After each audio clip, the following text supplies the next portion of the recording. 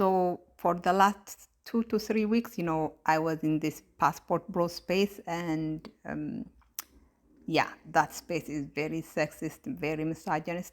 Anyways, they talk about modern women in negative terms.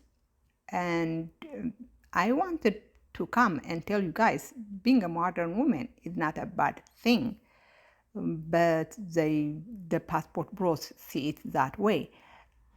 A lot of the time they will tell you, if you are a modern woman, you will not get married, you are going to be single, no one will marry you. And me, I'm like, that is good. I have never wanted to be married. I have never wanted to have children. For me, not getting married and not having kids is actually a plus. When you tell me no one would marry me, no one would have children with me, I'm like, oh, let's celebrate. That's a good thing. To be honest, one of the things that I am happy with for being in America is the fact that if I lived in Ethiopia, I would probably be pressured by my family or by the society at large into marrying, and I probably would have been miserable. So I love kids, but I don't want to have my own kids. So if I were in Ethiopia, married and having with my children, and probably I will not probably be too happy. So I am very happy with not being married. I am very happy with not having children. So them trying to insult you by saying, well, you will never be, no one will wants to marry you, no one wants to have kids with you, is not really an insult. It's almost a compliment. It's like, oh, thank you. I mean, that's great. So, and then they will tell you, if you don't get married, if you don't have children, you will die alone. I mean, and I know they don't mean by dying alone, they don't mean literally, because if they mean literally, I mean, everyone dies alone. Whether you are married, whether you have kids, whether you are not married, whether you are childless, you are going to die alone. No one of us takes another person to the grave with us. So, but I know that's not what they mean. What they mean is the last few years of your life, when you are physically weak, when you are not able to take care of yourself, you are not going to have another person to take care of you. And that is not actually true. We are childless, we are single, but that doesn't mean that we live isolated from the larger society. We have friends. We have family families. In my case, I have a very large family. I have 10 siblings. I have more than 100 first cousins, and probably twice as many second cousins, and like so many, when we have our family get together, like it's almost like more than 1,000 people that come to the family get together. So yeah, we will not be alone. We will have our family, we will have our friends, and we will have our neighbors. So we are not really alone. And the other thing is this thing. When people say, you will die alone, meaning, the last few years of your life, you will not have anyone to take care of you, implicit in that is the admission that your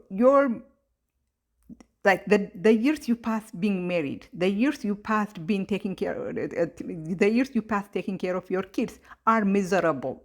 But at least you will have the last few years of your life, someone will take care of you. That's what it means, right?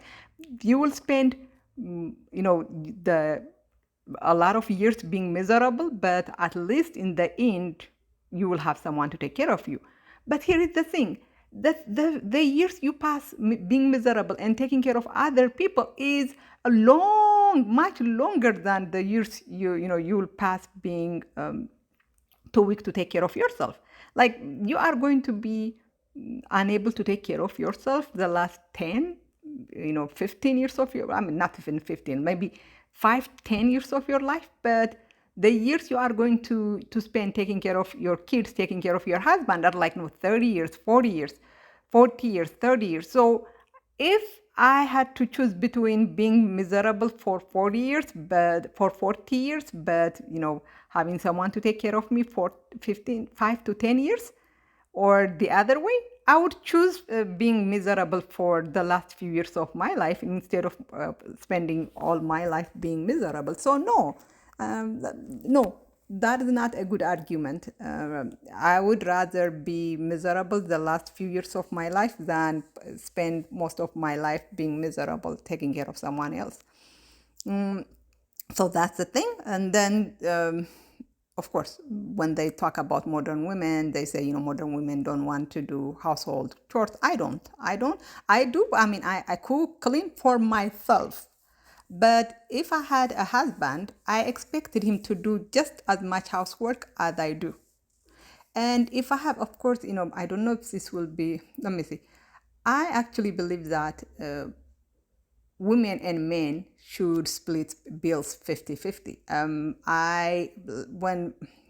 When I date, when I go out on a date, I pay half of the bill. Sometimes I pay more than half of the bill just because, I mean, sometimes I pay more than half of the bill. So bills should be split 50-50. So should household chores. We should have a 50-50 in everything. And for me, what I'm focused on is not, on the 50-50 of bills. What I'm focused on is trying to get to change laws so that women, make as much as men do. And let me tell you guys something.